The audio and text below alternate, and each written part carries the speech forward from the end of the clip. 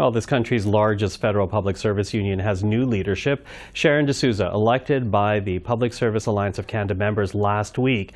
Now, previously, she was the National Executive VP, and she is the union's first racialized president now. Her election coming as well as the union faces a number of key issues. They include 9,000 Canada Border Services Agency workers who may take job action this month, and the federal government's 3-day return to office mandate. Sharon De Sousa joins us right now in studio. Ms. De Sousa, thank you for being here. It's my pleasure.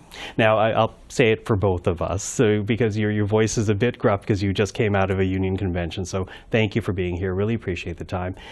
And I do want to begin right now with the CBSA workers, because they are right now in negotiations. June 6th, if I'm correct, is the first day they could go on strike. How are talks going right now? Well, we just started talks, and we're currently in mediation. And it is our hope that this federal government, Canada Border Services Agency, has come to the table to deal with our two main issues. One is equitable retirement, and as well as discussing a wage that is comparable to other law enforcement agencies. A wage comparable to law enforcement agencies. But when you talk about an equitable retirement, what are the parameters of that? Well, it's a little bit more complicated, but right now you have to work longer compared to other agencies, law enforcement agencies, to have your retirement benefits. And that's just not fair. We want our members to retire with dignity and respect. And based on the mental health and stress of the job, we want to ensure that our members are able to enjoy their retirement, considering all the different dangerous factors that they face. Now, the Treasury Board has already gone in and said that 90% of CBSA workers are considered essential. So I'm wondering, with that type of declaration from essentially management in this situation, does that hobble your negotiations from the workers' side? Well, what I can tell you is this. Our members are strong, they're mighty, and they're fierce. And they're able to take on any form of challenges that come their way. And so, yes, maybe 90% is essential, but where there's a will, there's a way. Okay, so we'll be watching that closely. As we say, the date is coming up quickly.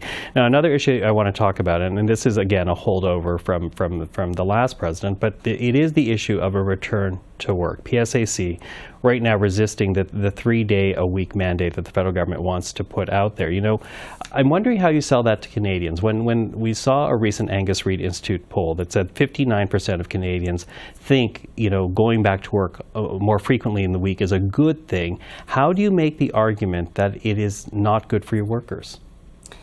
Well, what I can tell you is this. It's not a return to work, because our members have been working right throughout the pandemic, and they continue to work. That's not the issue.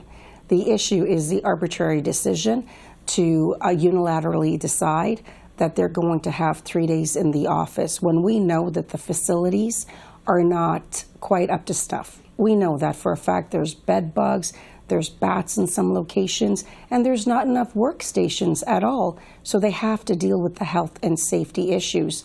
And if 2 days isn't working, 3 days won't. But also, this is Canada's largest employer. They have the capacity to set the trend for what work looks like. And we have reports that state working from home is actually beneficial for work-life balance, but also it acts as a safe work environment where people are more productive. The nature of work has changed. It's no longer butts in a seat, but actually it's about the fact that we were able to prove that they were productive during the pandemic. So why wouldn't you choose to be leaders? Well, you know, I hear what you're saying, but again, the majority of Canadians in polls recently say that they support more in-office time for federal workers. Do you risk alienating the Canadian public by taking up this fight? Whether or not you have an issue as to how the Treasury Board came up with this decision, are you concerned about alienating the Canadian public? Well, it's funny you should mention that, because unions were the leaders in maternity and paternity leave. We were leaders in various work environments to push the envelope forward and change the nature of work. And here we are again, changing that nature of work. So as far as I'm concerned, what we're asking for is not a cookie-cutter approach. What we're asking, where possible, to look at the idea of telework. And I think when we look at it from that perspective, we definitely know that it will benefit all workers. So when you hear the Treasury Board president say that it is essentially within the purview of the federal government and the Treasury Board to determine where work is located, what do you say to that? What I would say is they have a legal obligation to consult, and they didn't do that. We actually had the ability to negotiate language, to discuss the issue at length. And we were very clear. We wanted not a cookie-cutter approach. We wanted consultation, and we wanted to ensure that where it was denied, that there was a capacity to review decisions to make sure that they're equitable. It's sad to say that once again, we see the federal government acting arbitrarily. We saw it with the Phoenix pay fiasco. We've seen it with Canada Life, and here we are again. And our members are just fed up with this. Well, again, we'll watch that as it goes along. But, before we are done, it has been noted that you are the first racialized person to become president of the PSAC. Will that have any bearing on what you want to accomplish as union president? Well, what I can tell you is I have a couple of intersectional identities. I'm a racialized person, yes, but I'm also a woman. And so as far as I'm concerned, that lens leads to the work that is ahead of us. And I want to build an inclusive union where everyone can see themselves reflected in the leadership, but also part of the decision-making capacity within our union. And we want to make sure that all members are free of discrimination and harassment in the workplace. They're safe and healthy and have work-life balance. So that's what my goals are. Well, you have just begun. I look forward to future conversations with you. But for this evening, Sharon De Sousa, thank you.